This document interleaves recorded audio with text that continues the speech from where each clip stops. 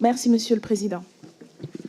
Le 23 juin 2016, lors d'un référendum organisé par l'ancien Premier ministre David Cameron, 51,9% des Britanniques ont choisi de quitter l'Union européenne. Du fait de ce vote et du déclenchement de l'article 50 du traité sur l'Union européenne le 29 mars 2017, le Royaume-Uni et les 27 autres pays membres de l'UE ont désormais 2 ans pour préparer la sortie effective du pays. Le projet de loi dont nous discutons donc aujourd'hui vise à habiliter le gouvernement à prendre par ordonnance les mesures de préparation au retrait du Royaume-Uni de l'Union et à déterminer ce qui adviendra des relations entre la France et la Grande-Bretagne à la suite du Brexit. Quoi que l'on puisse penser du choix du peuple britannique, il est quand même indéniable, et c'est ce que confirment les nombreuses études menées sur le sujet depuis, que ce vote a été notamment l'expression d'une volonté de reprendre le contrôle, de regagner une part de souveraineté dont le peuple britannique en majorité s'est senti dépossédé. Ce sont les plus pauvres, les moins intégrés dans le système scolaire, les plus éloignés des centres-villes, hors de prix, les plus âgés, qui ont choisi de sortir de l'Union européenne. Une caractéristique qui n'est pas sans rappeler un certain mouvement que nous connaissons aujourd'hui en France. Ce constat devrait tous et toutes nous faire réfléchir sur la manière de gouverner et le contenu des politiques mises en place depuis tant d'années au niveau européen, mais aussi au niveau français. Et cette réflexion s'applique encore plus particulièrement aujourd'hui, en cet instant précis, où le gouvernement nous demande donc de l'habiliter à légiférer par ordonnance. Nous discutons donc des relations futures entre nos 2 pays, alors même que nous ne savons pas quelle est la position de la Chambre des communes britannique sur l'accord conclu avec Theresa May, et qui est jugé tellement humiliant et impopulaire que plusieurs membres de son propre gouvernement, et non des moindres, ont présenté il y a quelques semaines leur démission, et que le gouvernement vient de connaître un acte de censure assez inédit il y a encore quelques heures. Nous discutons alors que nous-mêmes, représentation nationale française, n'avons eu connaissance qu'il y a seulement quelques jours du contenu en français de ce que vous nous demandez d'approuver. Et vous choisissez encore une fois de passer par ordonnance.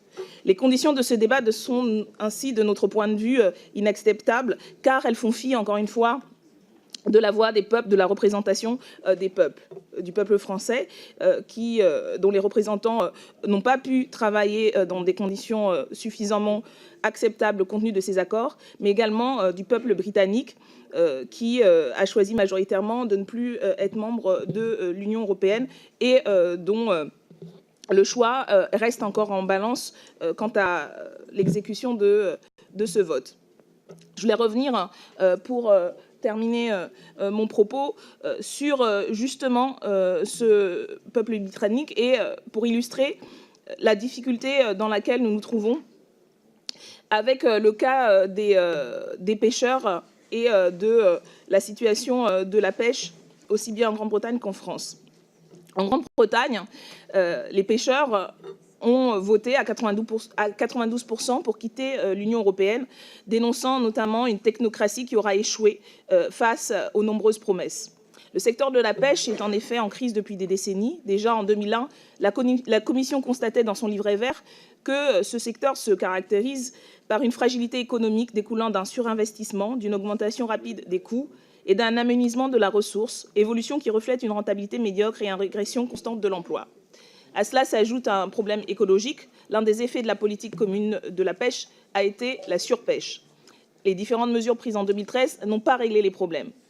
Or, la condition des suites à donner aux accords de pêche ne sont pas réglées par l'accord qui est discuté actuellement. Dans les accords futurs avec la Grande-Bretagne, il est nécessaire que les personnes concernées soient consultées et puissent pouvoir parler de l'enjeu de la pêche que la pêche repose aujourd'hui. Et en parlant justement des personnes concernées, il s'agit des pêcheurs et pêcheuses britanniques, mais également des professionnels de la pêche du Hauts-de-France, de Bretagne et de Normandie.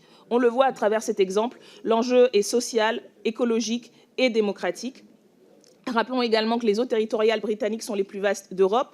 30% des captures françaises en sont dépendantes, cela monte jusqu'à 75% dans les Hauts-de-France, et 75% des exportations britanniques vont vers la France et l'Espagne.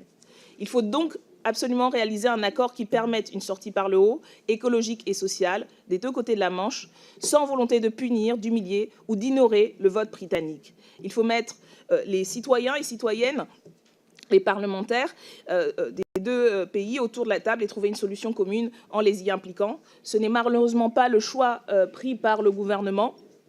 Nous verrons dans les prochains jours quel est le sort réservé au gouvernement de Mme Theresa May vis-à-vis du Parlement en Grande-Bretagne, qui a la possibilité de vraiment mettre le gouvernement devant ses responsabilités. Pour notre part, nous considérons que les conditions dans lesquelles se tiennent ces débats sont très largement insatisfaisantes. Voilà pourquoi nous ne pourrons donner un blanc-seing à ce gouvernement sur ce sujet, comme d'ailleurs sur beaucoup d'autres.